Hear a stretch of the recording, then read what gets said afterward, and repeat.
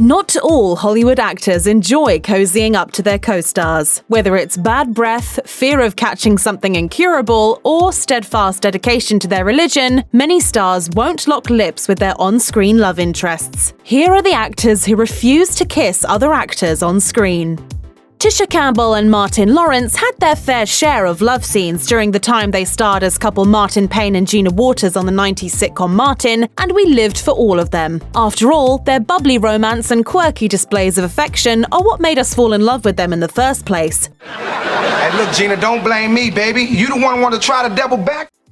But by the middle of the show's 5th season, Campbell called it quits on the whole thing and refused to do any further episodes with the actor. Their problems were exposed in January 1997 after Campbell filed a lawsuit against Lawrence for sexual harassment. The Los Angeles Times reported that the rift started during the show's first season when Campbell repeatedly refused to go on dates with Lawrence. As a result, the lawsuit alleged, the Bad Boys actor, quote, became increasingly manic and volatile and would often and easily fly into uncontrollable fits of rage for no apparent or rational reason. The lawsuit also claimed that Lawrence would grope, kiss, and force himself on Campbell in front of cast and crew members when they weren't rehearsing or filming. Unfortunately, with Campbell's refusal to film with Lawrence, the show wrapped after its 6th season. However, in February 2018, Campbell confirmed that a reboot was in the works, so at least fans might eventually get the fix of Martin and Gina that they've desperately been waiting for.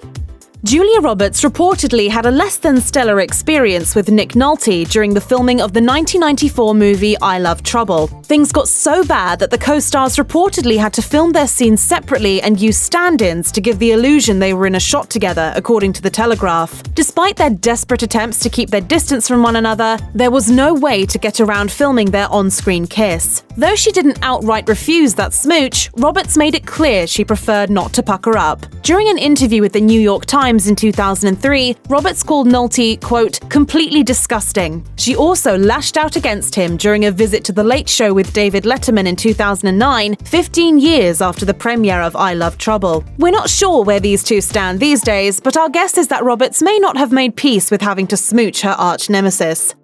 Will Smith may be the undisputed king of the summer blockbuster, but early in his career, he tried his hand at small independent dramas. That brings us to 1993's 6 Degrees of Separation. Inspired by the real-life story of David Hampton, Smith plays a conman who infiltrates the lives of a wealthy Manhattan couple by posing as Sidney Poitier's son until his scheme unravels. His character was gay, and according to The Independent, Smith enraged the film's director when he refused to do a scripted kiss scene with another man while facing the camera. Smith reportedly sought advice from Oscar winner Denzel Washington, who allegedly told him he shouldn't kiss a man on camera. Smith insisted the scene be shot from behind so he could fake the kiss. Smith has since regretted that decision, telling Entertainment Weekly that his refusal to perform the kiss as scripted was, quote, very immature on my part. Back in 2008, Thandie Newton and Gerard Butler appeared alongside each other in director Guy Ritchie's Rock'n'Roller. There was likely no doubt that the two attractive stars would sizzle on screen as love interests. However, while they were filming, Butler came down with a nasty cold, killing the mood on set. It was at that point that Ritchie's then-wife, music legend Madonna, tried to come to the rescue. According to Butler, Madonna asked him to drop his pants and give him a vitamin shot straight to the behind in an effort to speed up his recovery. Despite the effort, the shot didn't work. Butler's illness was so apparent that Newton admitted that she refused to kiss her co-star when it was time for their love scenes. Because of that, she said Ritchie had to improvise and came up with one of the, quote, most brilliant scenes in the film as a result. So maybe, in the end, it was a good thing that Butler was a big ol' sick mess.